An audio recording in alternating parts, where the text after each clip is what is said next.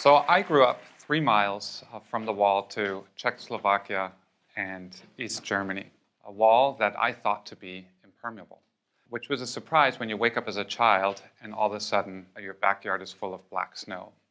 My parents explained to me that this black particulate matter came from power plants on the other side of this wall. On a spring day in 1986, we woke up one morning and weren't allowed to go outside because the rain was radioactive. This was due to the fact that a reactor had exploded almost exactly 1,000 miles away. At that point, I became really interested in studying how you can solve global problems. As an undergrad, when you don't know what you're doing yet, I walked into a lecture by famous economist John Kenneth Galbraith, who's also an alum of Berkeley and one of the leading thinkers in the United States. And he explained to me that you can affect physical change in the world through resetting something invisible: incentives. So the most powerful incentives that we set as a society are prices. Today I want to talk to you briefly about a price you've never heard of, and a price that I think is the most important number in global change research: the social cost of carbon. The social cost of carbon is an estimate of the damage in dollar terms that 1 ton of CO2 emitted in the atmosphere does on the entire globe. 1 ton of CO2 is roughly what you emit driving your Camry from San Francisco to Chicago. This number is not a dollar figure that anybody ever pays. It's a number that governments should use in order to evaluate the benefits and costs from new regulations that affect greenhouse gas emissions. Now, we're looking at a global scale and all sectors. So these damages include effects on the electricity system. Think of, on a hot day, you're going to turn on your air conditioner. If everybody does that, the electricity system is stressed. This includes effects on human conflict. There's very convincing empirical evidence that extreme heat leads to increased incidence of human conflict at all scales. This includes impacts on the agricultural system. Agriculture only contributes 2% to global GDP. However, it contributes 100% of the calories we eat.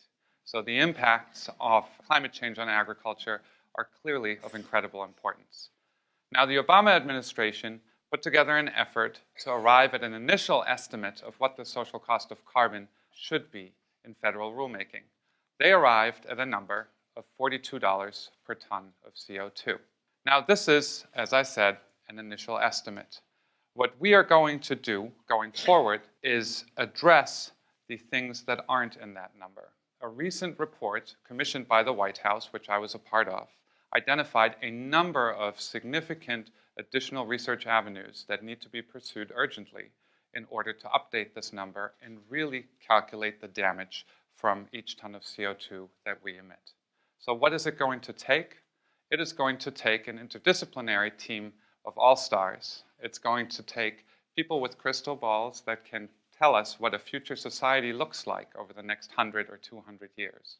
It is going to take climate modelers that build climate models that work very well in this very specific context. But maybe most importantly, what this is going to require is a Herculean effort in order to really understand what the damages on different sectors are. Some sectors we understand very well. Other sectors we don't understand very well. So I think, for example, of impacts on labor productivity.